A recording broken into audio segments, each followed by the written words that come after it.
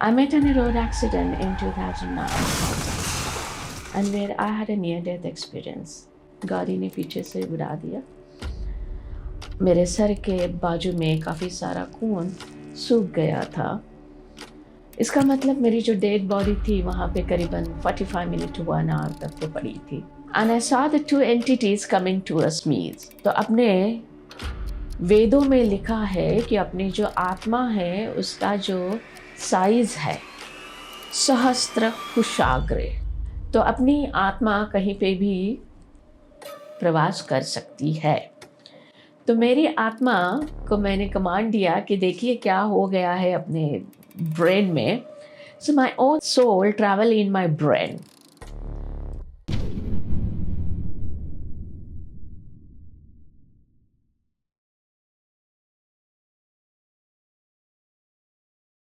Welcome to TVT podcast. आज हमारे साथ हैं Shri Yogini Rom ma'am as a Shri Vidya expert from Mysore. आज हम बात करेंगे कि क्या सच्ची में तंत्रा होता है, या अगर तंत्रा होता है तो लोग कैसे उसका मिसयूज करके लोगों को पागल बना रहे हैं। तो आज हम जानते हैं असलियत तंत्र की, क्या विद्या है, क्या तंत्र यंत्र मंत्र है, ये सब आज चीज़ें हम मैम से जानेंगे। तो let's welcome ma'am. Hi ma'am. नमस्ते, श्री गुरुभ्यो नमः, श्री मात्रे नमः। आपके सारे दर्शकों को हमारा नमस्कार। मैं मैसूर से हूँ और मेरे पीठम का नाम है विद्याग्नि पीठम। ये पीठम खुला है उन सब साधकों के लिए जो तंत्र मंत्र और यंत्र मार्ग का सत्य जानना चाहते हैं। चाहे गृहस्थ साधक हो या महिलाओं हो, मैं आपके लिए हमेशा सज्जन रहूँगी इस मार्ग पे आपकी सहायता करने के लिए। Shri Yogini Rom ma'am, I want to ask कि आप इस जर्नी के पाथ पे कैसे आए, मतलब what inclined you on this thing, कि अब कैसे आप इस जर्नी में आप शुरू हुई आपकी journey. Sometimes we forget our destiny, but our destiny never forget us.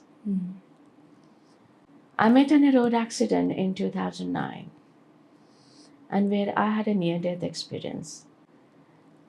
हम सुबह मॉर्निंग वॉक से आ रहे थे, गाड़ी ने पीछे से उड़ा दिया और हमने हमारा खुद का शरीर, mutilated body I've seen on the road, जो खून से लथपथ थी और मेरे सर के बाजू में काफ़ी सारा खून सूख गया था। इसका मतलब मेरी जो डेड बॉडी थी वहाँ पे करीबन 45 मिनट टू 1 आवर तक तो पड़ी थी। और फिर एक पोर्टल ओपन हो गया which had a luminous light। और it is not the first time I had seen that luminous light. From the childhood I've been seeing that. And I saw the two entities coming towards me, and they were also luminous light. The feeling was very comfortable, loving, kind. So I did not got scared. Personally, I'm a very calm person. So I was saying, okay, what is the next? And they wanted me to go with them. तो मैंने अपना हाथ उनको देने के लिए ऐसे बढ़ाया। फिर मैंने देखा अच्छा मैं ऊपर जा रही हूँ, तो नीचे क्या है। तो जो मेरी नीचे बॉडी थी एक्सीडेंट की वजह से, और my dismantled body, then I saw my daughter and my neighbors and the people go for a walk, all they were standing down. And then I realized, oh, my younger son was that time around 7.5 years. So I said, no, मेरे बच्चे मेरा घर पे इंतज़ार कर रहे हैं और मुझे वापस जाना चाहिए। तो मैंने उनसे कहा कि क्योंकि वहाँ पे तो कॉन्वर्सेशन होता है, संभाषण होता है, वो मौन ही होता है, वो एक अलग डायमेंशन, अलग आयाम है।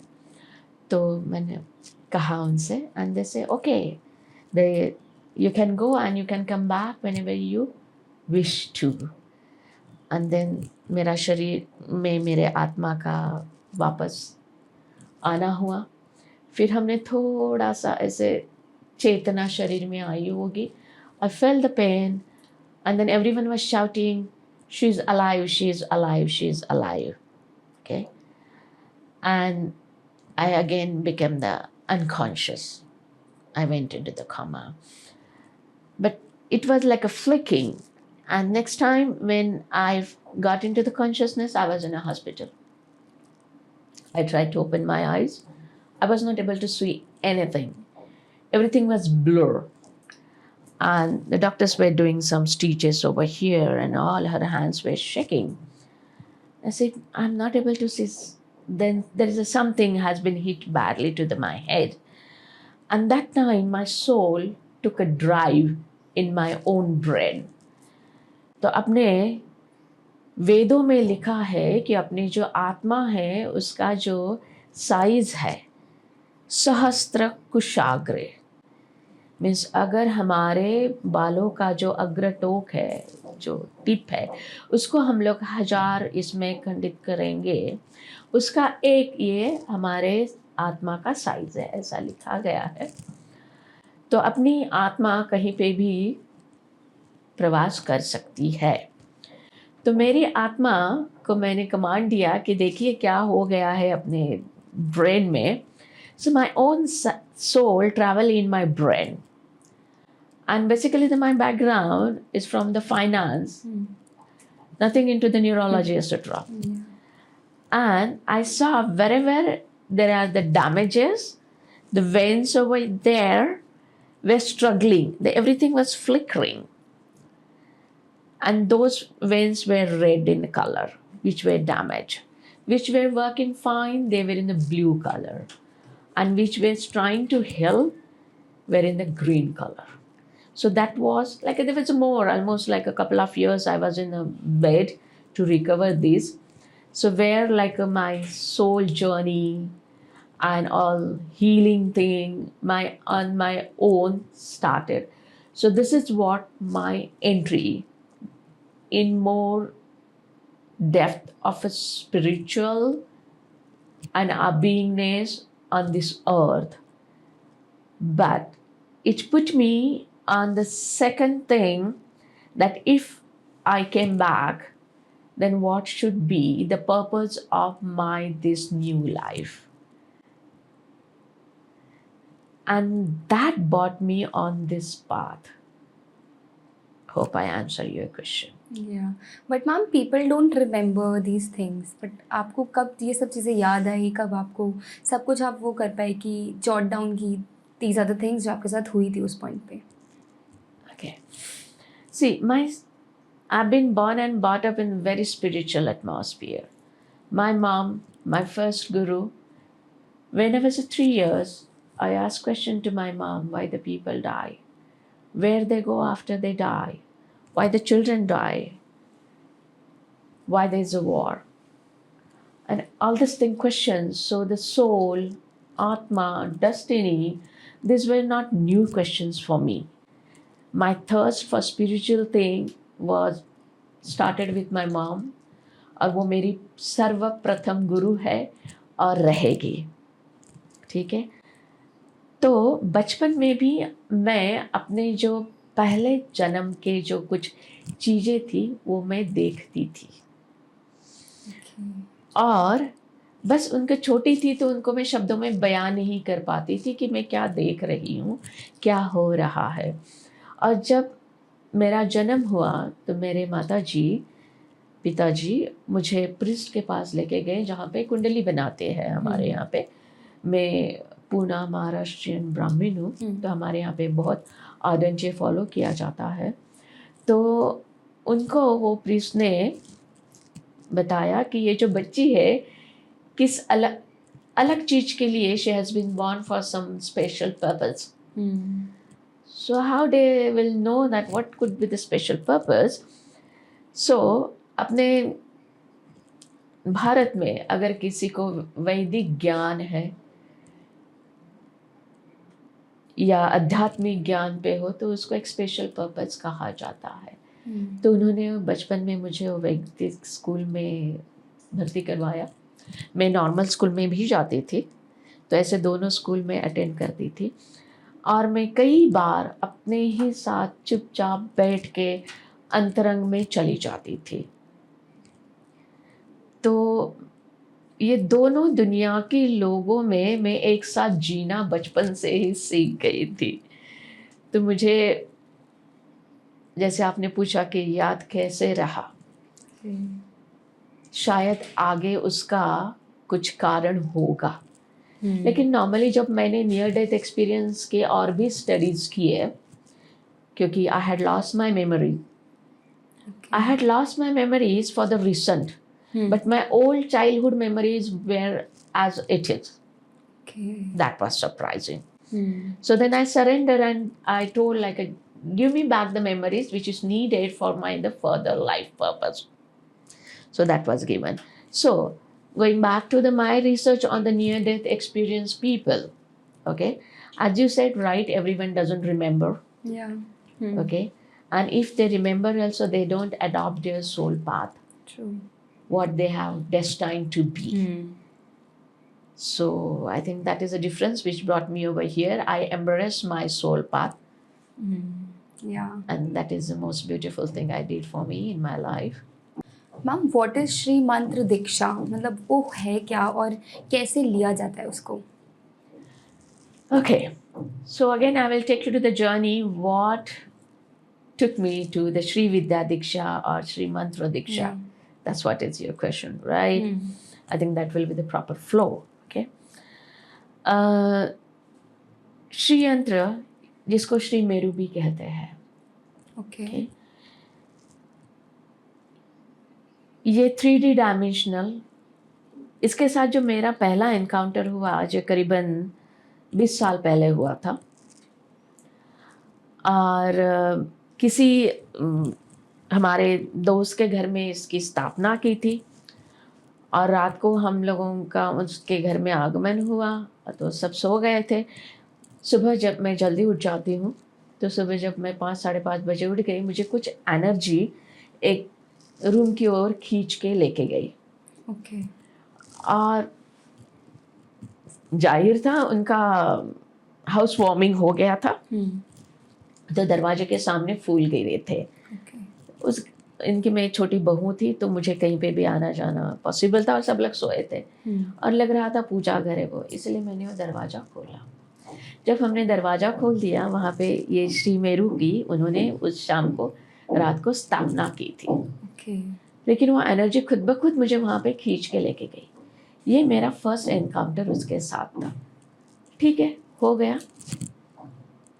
इसके बाद एक्सीडेंट के बाद जब हमने देखा हमारे मेमोरी जो थी, जो फ्लैशेस में आ रही थी, एक्सीडेंट के पहले जो चीज़ें मैं कर सकती थी वो नहीं कर पा रही थी, लेकिन जो चीज़ें नहीं करती थी वो बहुत आसानी से कर पा रही थी. तो that time I took a deep dive into the neuroscience, that I wanted to know what is happening in my brain. Okay, so then left brain, right brain, and all this thing. So I came to know that yes, you can activate the both parts of your brain. There is a way, it's called the sacred geometry. Okay. Okay, तो यहाँ पे और एक मैं आपको example दूँ. जैसे Can you explain what's that thing? या आपने रावण को देखा है, उसके 10 Yeah. हेड है, Yeah. सिर है. उसका मतलब क्या होता है? मतलब maybe the 10 faces of Ravan. So it is a symbolic. Okay. Okay, scientifically it is not possible to have a 10 heads. Yeah, of course. So his 10 compartments of a brains were active. So every compartment of a brain does a certain function. Music, analytical thinking, you know, smell, and all these things. So all the 10 compartments were working. Okay. So I got fascinated with that, and I also wanted to retrieve my alignment with my brain.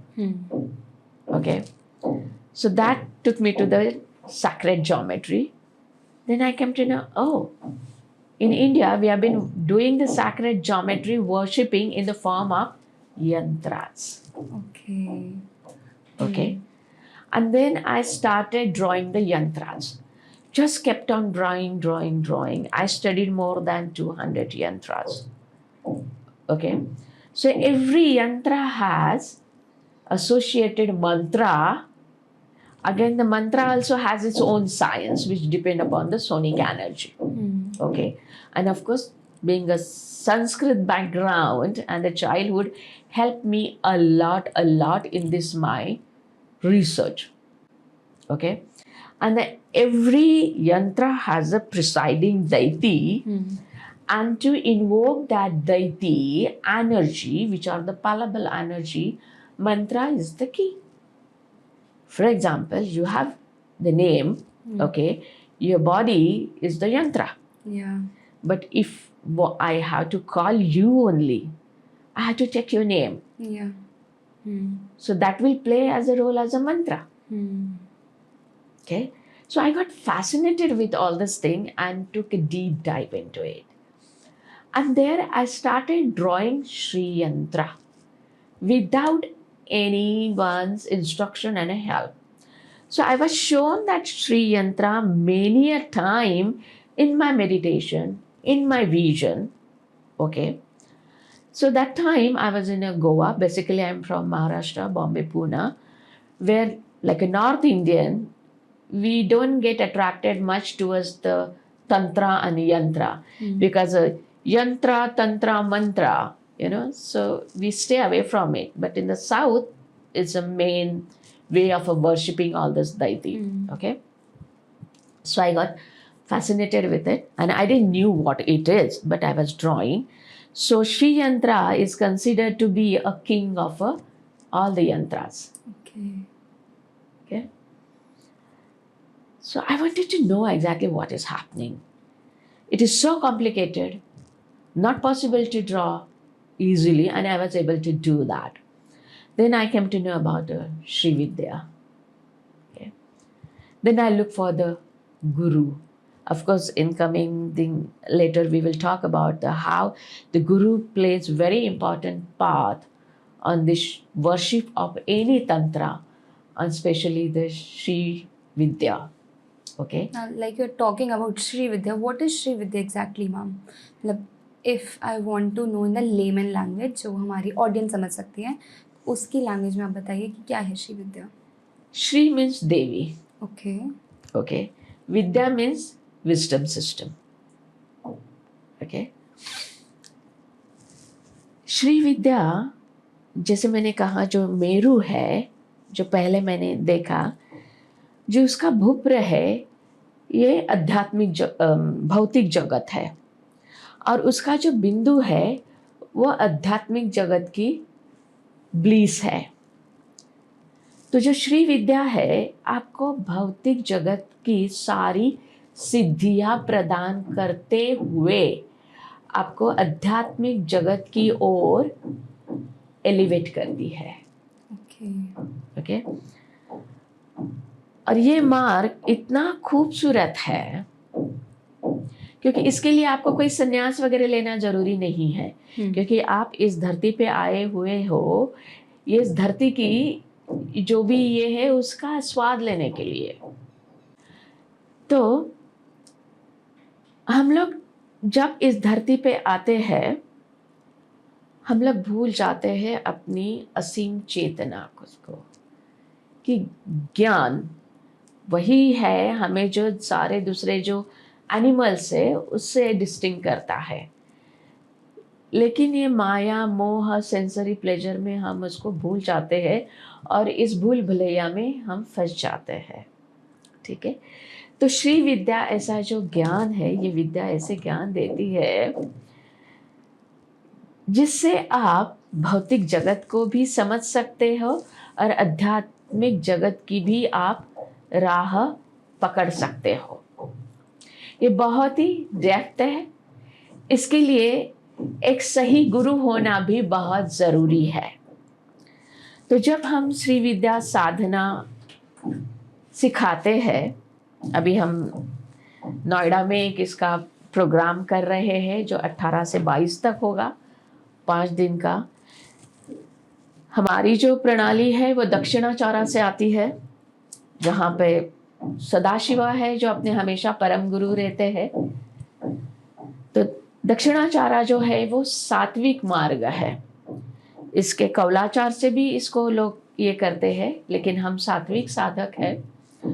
तो इसमें कलावाहन, गुरु मूल मंत्र, गणपति तर्पणा, महागणपति रहता है इसमें, Mahaganapati Homan, Shyama, Varahi, बाला त्रिपुर सुंदरी, ललिता त्रिपुर सुंदरी, Viraja Homan, ऐसी श्रृंखला रहती है। ये जो ज्ञान है थोड़ा लुप्त होता जा रहा है, लेकिन साउथ में इसको अभी तक संभाल के रखा है। और शायद यही मेरा काम था, साउथ में जाके उस ज्ञान को हमारे इधर लेके आना। संस्कृत का स्ट्रॉन्ग बैकग्राउंड और हिंदी का थोड़ा बहुत ज्ञान अब कह सकूंगी। इससे हमने वो सारे जो मंत्र वगैरह है, विधि है, उसको हमने हिंदी में ट्रांसलेट करके ये ज्ञान अब हम हमारे यहाँ की जो साधक है उसके लिए अवेलेबल कर रहे हैं। तो इसके लिए गुरु जिसने इस मार्ग पे काफ़ी समय तक इस मार्ग पे चला हो, उसका पूरी तरह ज्ञान होना ज़रूरी है, क्योंकि इसके जो मूल मंत्र रहते हैं, जब इसकी हम लोग दीक्षा इनिशिएशन करते हैं तो वो ऐसे नहीं होता जैसे होता है ना शक्तिपात कर लिया ये वगैरह, क्योंकि इस जमाने में ना ही वो द्रोणाचार्य रहे, ना एकलव्य रहे, ना ही उस उच्च कोटि के गुरु रहे। ठीक है, तो मैं तो ज्ञान योगी हूँ। जो अपने पास ज्ञान है वो तन्मयता से, सहे दिल से अपने शिष्यों को देना प्रिफर करती हूँ। तो हम हमारे साधक को जब इनिशिएशन करते हैं तो गुरु पादुका देते हैं, गुरु मूल मंत्र देते हैं। तो इसका जो गुरु मूल मंत्र इतना खूबसूरत है, ये जो मंत्र है मैं टीवी पे नहीं बोल सकती, क्योंकि ये हमें दिया हुआ आदेश रहता है, सिर्फ हम हमारे साधकों के साथ ही ये शेयर कर सकते हैं। तो ये गुरु पादुका, ये गुरु मूल मंत्र, उसके अंदर की जो सुप्त चेतना है अध्यात्म की ओर, उसको जागृत करता है, अपने साधक को हमेशा सुरक्षा कवच प्रदान करता है। हर व्याधि या दुर्घटना या कुछ अनहोनी चीज उनकी ओर आने वाली है, उनसे उसकी सुरक्षा करता है। और गुरु और माँ, साधक के साथ एक माँ का रिश्ता बन जाता है। आपके साथ मैं एक एक्सपीरियंस शेयर करूंगी, काफ़ी एक्सपीरियंस है, लेकिन एक रिसेंट एक्सपीरियंस जो कि मुझे भी बहुत ताज्जुब भरा लगा। अब हमारा जो प्रोग्राम हुआ श्री विद्या का मैसूर में, वहाँ पे एक साधक आए थे, आपके हिमाचल से ही थे, और उनके छोटे बच्चे थे, एक 6 साल का था, बहुत तूफानी था, और एक 1.5 साल का था, उसका नाम भी शिव था, इसका बहुत तूफानी था। तो 4 दिन हो गए और उन्होंने कहा माता जी हम थोड़ा मार्केट में जाके थोड़ा मैसूर देख के आते हैं।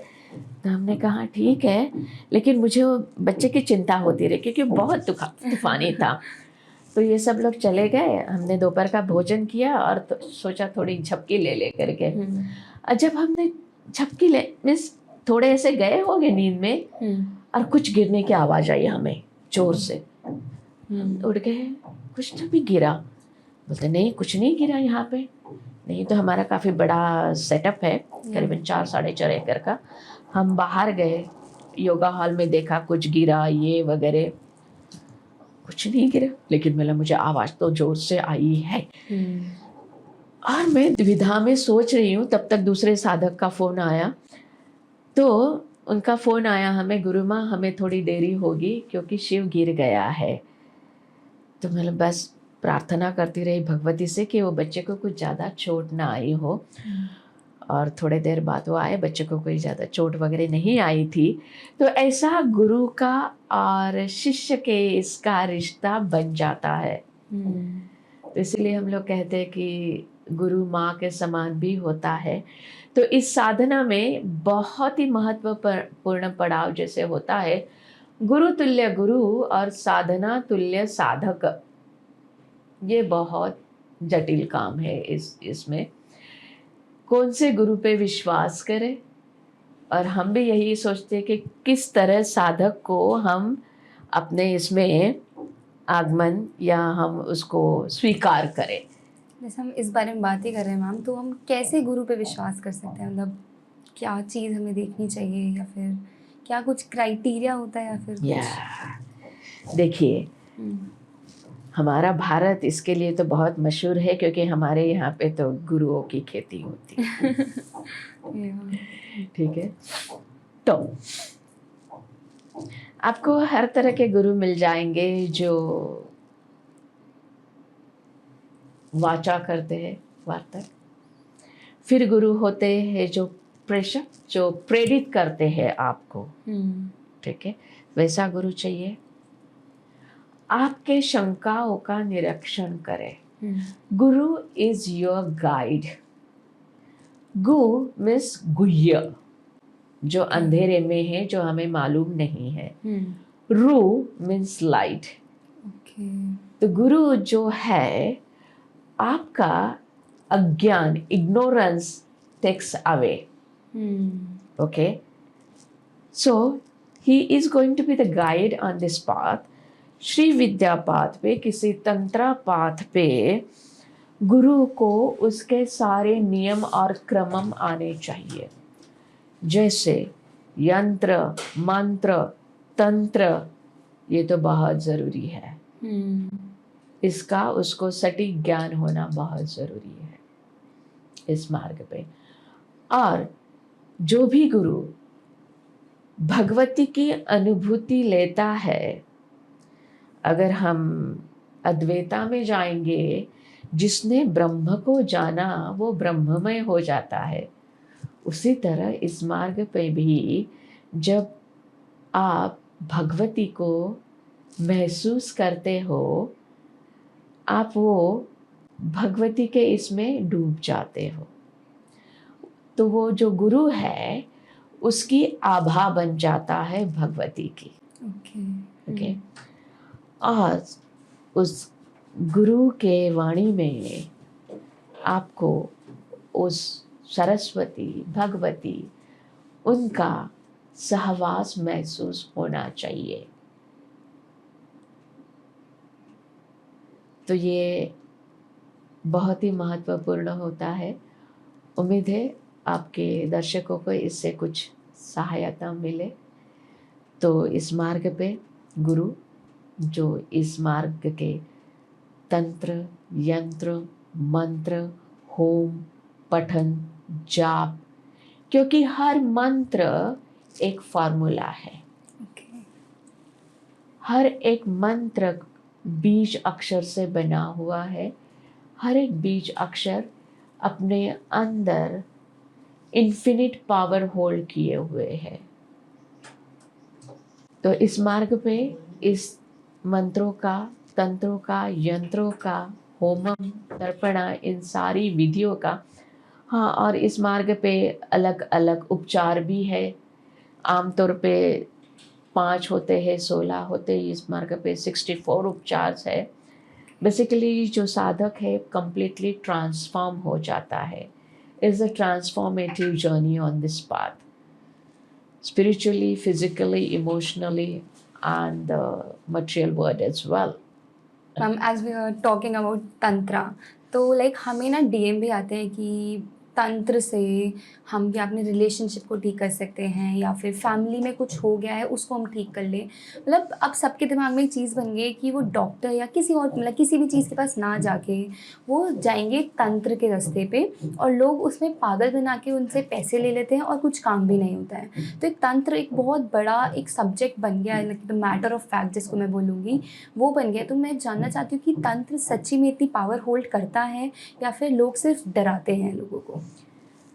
Very good question. और मैंने भी नोटिस किया, बहुत चल रहा है। और हमें भी मैसेजेस आते हैं पॉडकास्ट देखने के बाद, और हमें the black magic has been done on me, and बस अगर बच्चा गिर भी जाए तो बोलेगा ब्लैक मैजिक। ओके, कुछ भी हो ब्लैक मैजिक। और अगर हम उनको सच बताए कि नहीं भाई ऐसा ऐसा है, तो नहीं, वो मानने के लिए तैयार नहीं रहते। तो उनके कान भी उतने ही नाजुक हो गए हैं।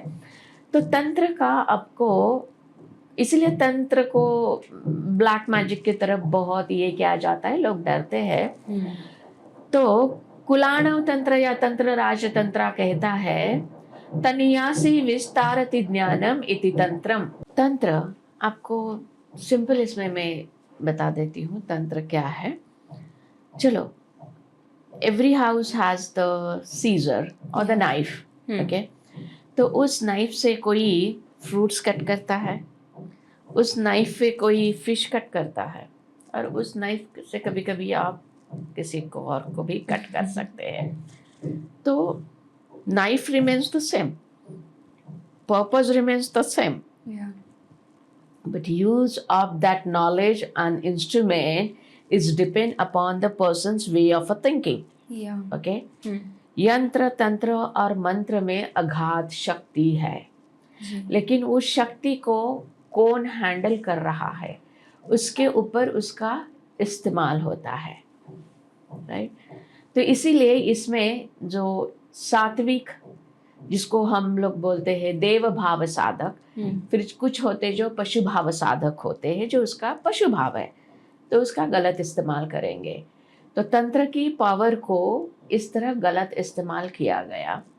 तो जब ये लोग कहते हैं कि ऐसा हो रहा है वैसा हो रहा है, और मैं बिल्कुल मानती हूँ कि वो गलत हाथों में पड़ जाते हैं।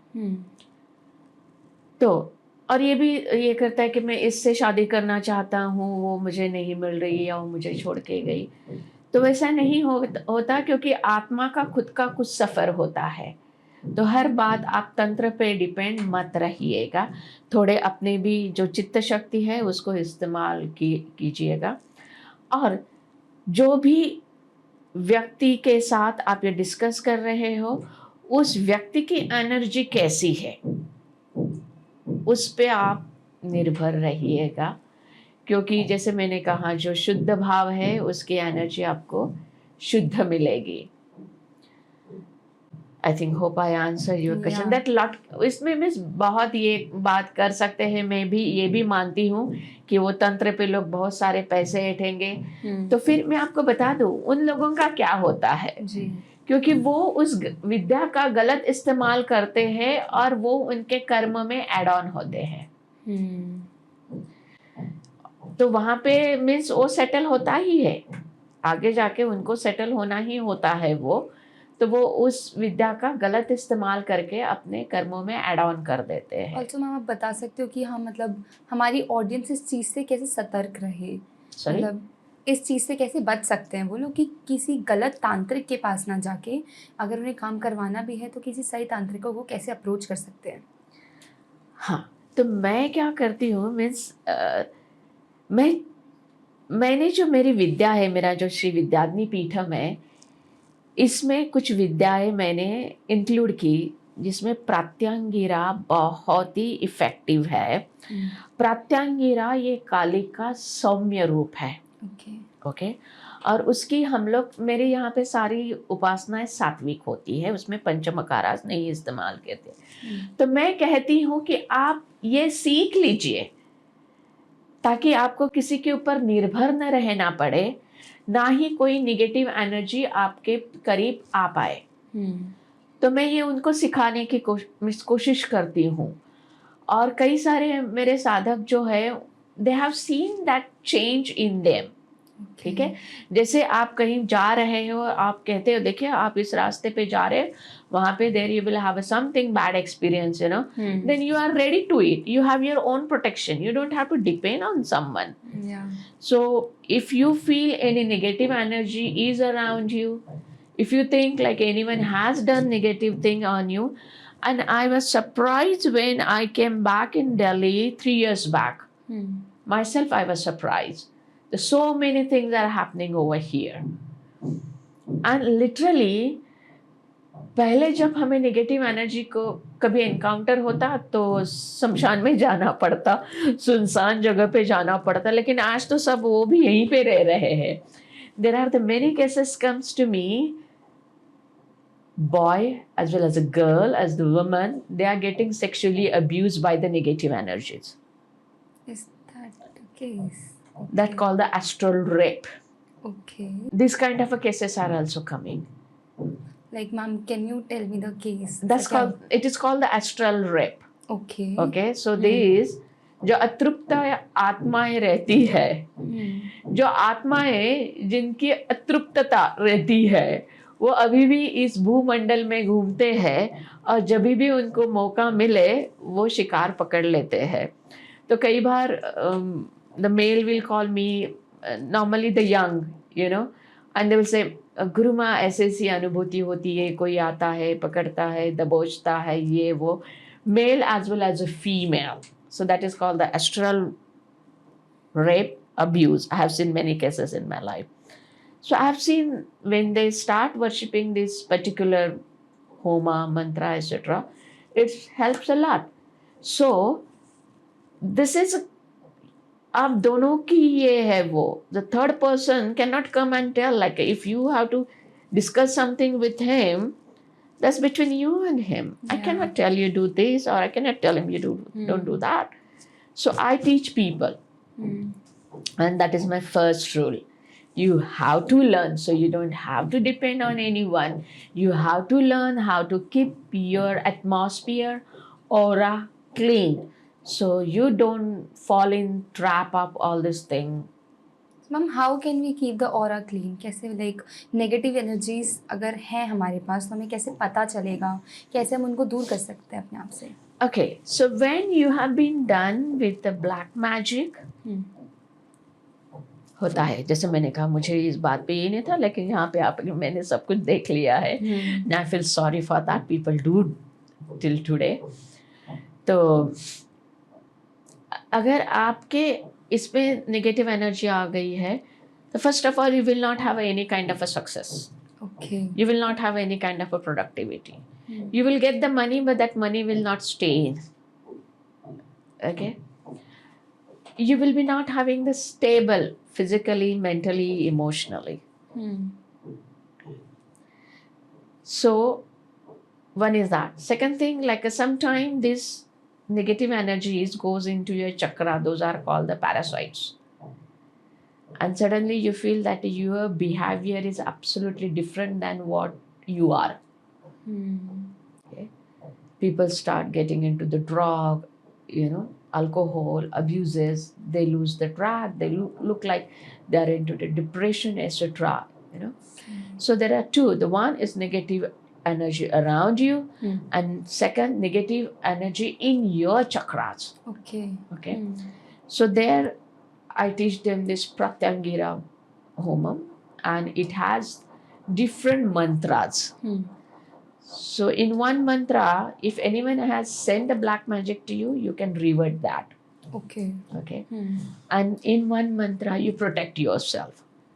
I always prefer the Homam, because in the south we call the Homam Shivam. That's how we pronounce. Because when we perform the Homa at home, that negative energy has the open window. Okay. Whether they can go back in the Homa and liberate themselves, or they should vacate that place. So hope I gave you the answer. And yes, sometimes you do a lot of hard work and still you don't get any success. So first, Pratyangira Homam, I always do that. Then Kalavahana, that I do it in front of me, and I make them to chant all the mantras. So where the parasite, their chakras get activated, the parasite has been removed.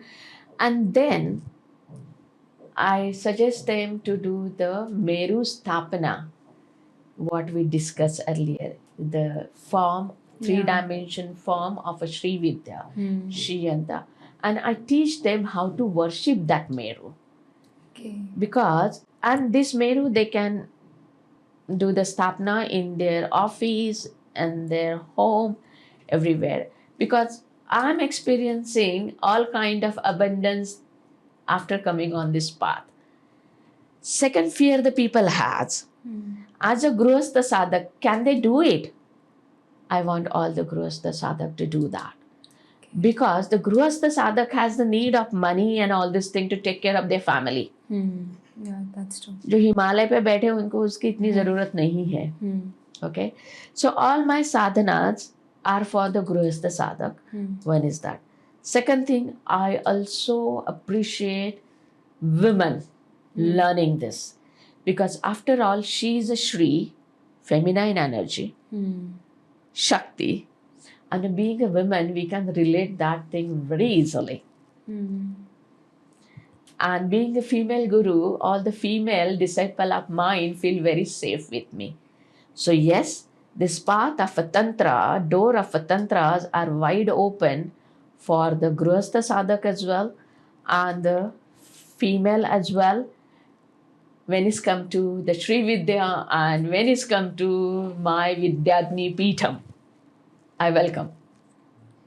Thank you for TVT podcast inviting me over here, and I want the audience also to thank you them to get in touch with us. So if anyone from our group want to learn about the Sri Vidya Diksha, anyone want to do about the Meru Sthapana, so I'll be available in Noida, and we are also hosting the Sri Vidya Diksha program and the Guru Mantra Diksha program from 18 May to the 22nd May in the Kalibari Temple, Noida, Sector 26.